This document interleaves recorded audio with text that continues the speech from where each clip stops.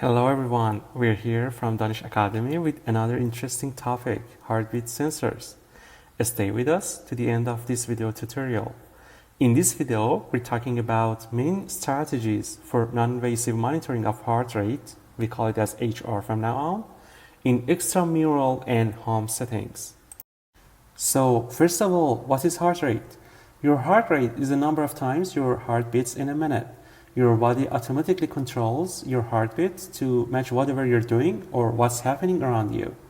That's why your heartbeat gets faster when you're active, excited, or scared, and it drops down when you're resting, calm, or comfortable.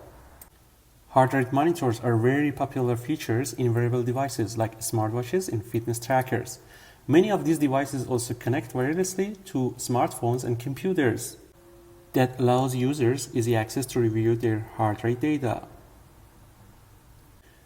Also, there is usually no difference between your heart rate and your pulse rate, or the difference is very small.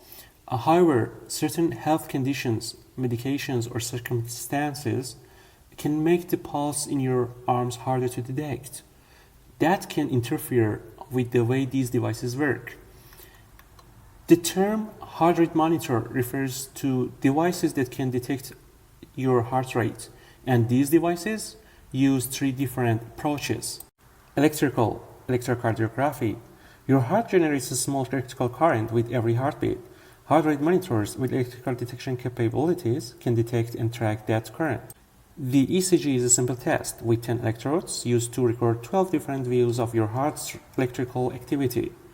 An electrode is attached to each ankle and wrist with sticky pads, and 6 more are attached to the chest.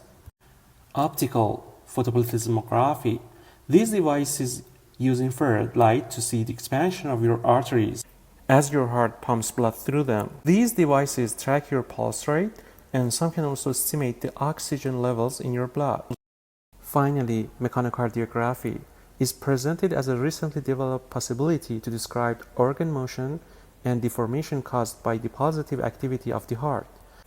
In fact, at every heartbeat, the pulse wave traveling through the body produces subtle changes in displacement and vibrations of the body's surface that can be measured.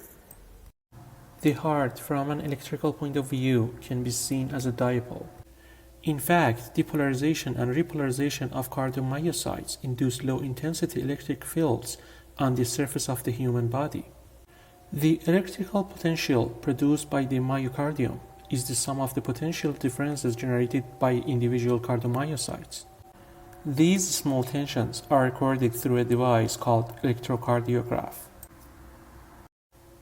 The signal recorded through an electrocardiograph is called electrocardiogram, ECG, which has three main components: the P wave, which corresponds to the depolarization of the atria, the QRS complex, and the T wave, which represents the depolarization and repolarization of the ventricles.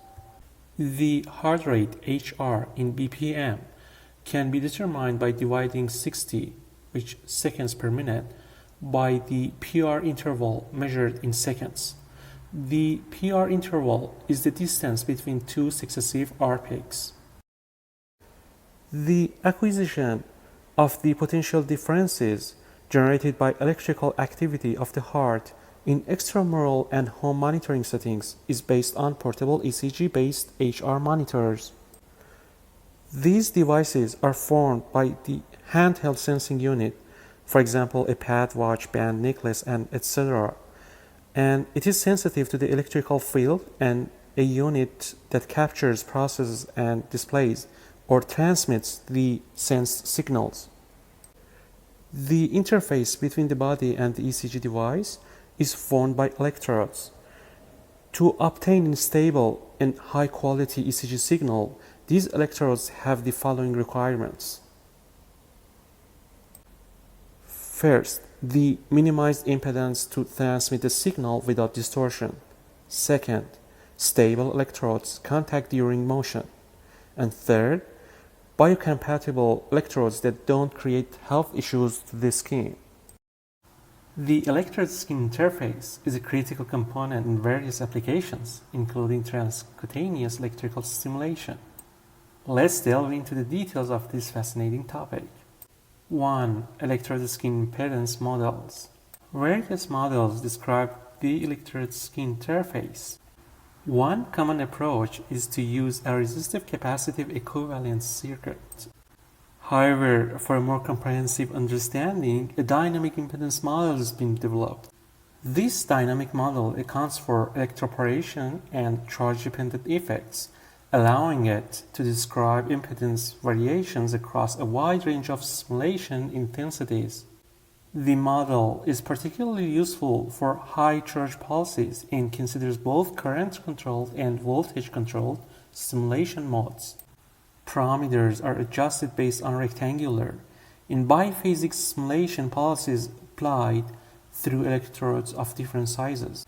2. Electrode-Skin Interface Components.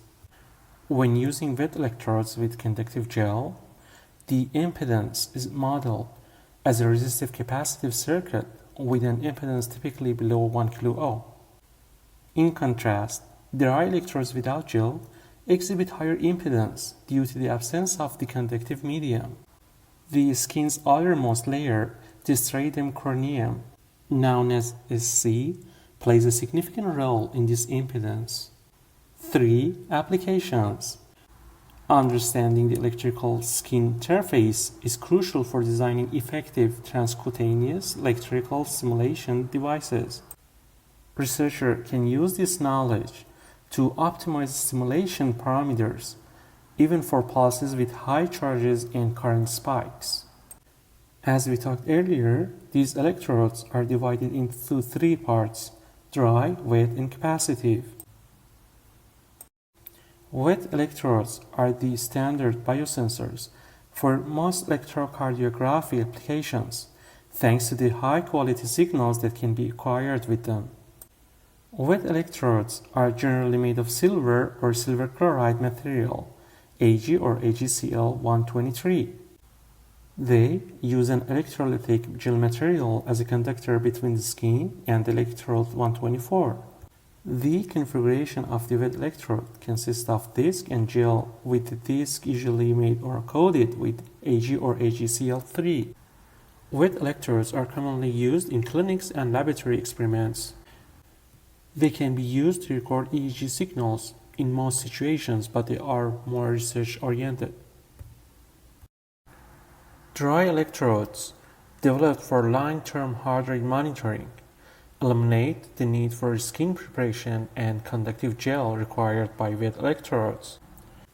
They offer benefits such as flexibility, stretchability, portability, and affordability. And recent advances have led to the creation of printable, more comfortable dry electrodes. Although they're ideal for ambulator use and can stay in contact with the skin during vigorous activities, dry electrodes typically have higher impedance and yield a lower signal amplitude, resulting in a reduced signal-to-noise ratio. Current research focuses on improving SNR to ensure reliable HR and heart rate variability monitoring with dry electrodes. Capacitive ECG sensors use a dielectric insulator for non-contact charge transfer from the skin. Common materials for this insulator include conductive rubber and biomedical e-textiles. These sensors are embedded in everyday items, such as office chairs for ECG monitoring while seated, or car seats for heart rate tracking during driving, as well as wearable like t-shirts and undergarments, offering unobtrusive and continuous health monitoring solutions. Once the sensing unit is acquired the signals, the ECG samples are transmitted to a processing unit, for example, smartphone or smartwatch, where they can be processed in real time or stored for later processing. Late processing occurs in holder devices, which are employed especially to diagnose specific cardiac pathology in follow-up cardiopathic patients. In contrast to the delayed processing in holder devices, fitness trackers and devices that can generate alarms for emergency assistance typically require real-time analysis of the acquired data. Most of the methods proposed in the literature to estimate HR from ECG signals are based on the detection of R peaks.